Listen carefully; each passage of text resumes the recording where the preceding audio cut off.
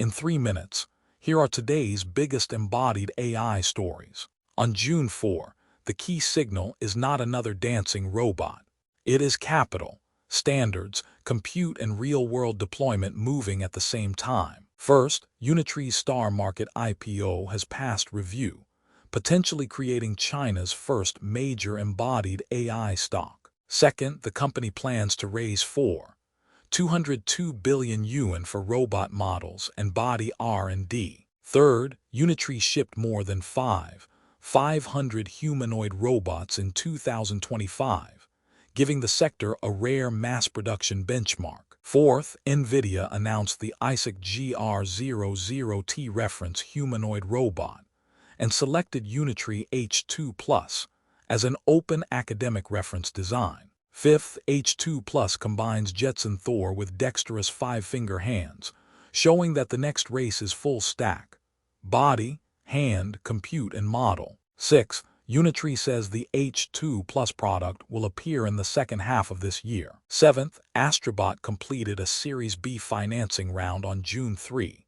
raising more than 1 billion yuan across 3 rounds in 3 months. Eighth, its valuation reportedly exceeded 10 billion yuan, adding another embodied AI unicorn in Shenzhen. Ninth, the story is not just a demo.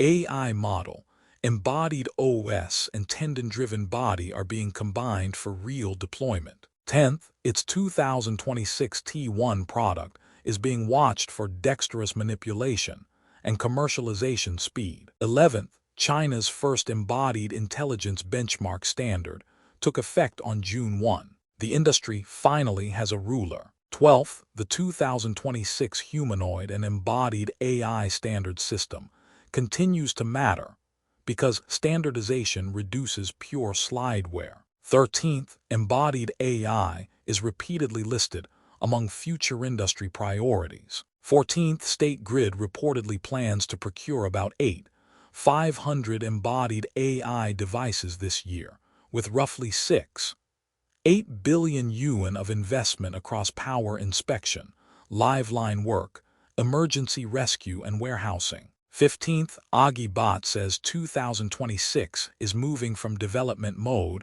to deployment mode.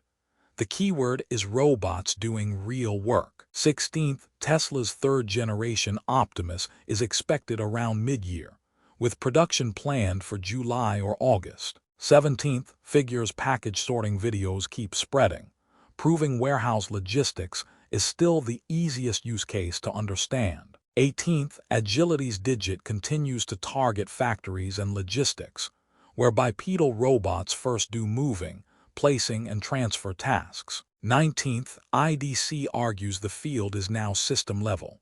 Models, data, compute, control, and body must work together. 20th, Beijing's Humanoid and Embodied AI Expo opens on June 16, so the next 2 weeks may bring dense product and order announcements. The takeaway: on June 4, don't just ask whether a robot looks human.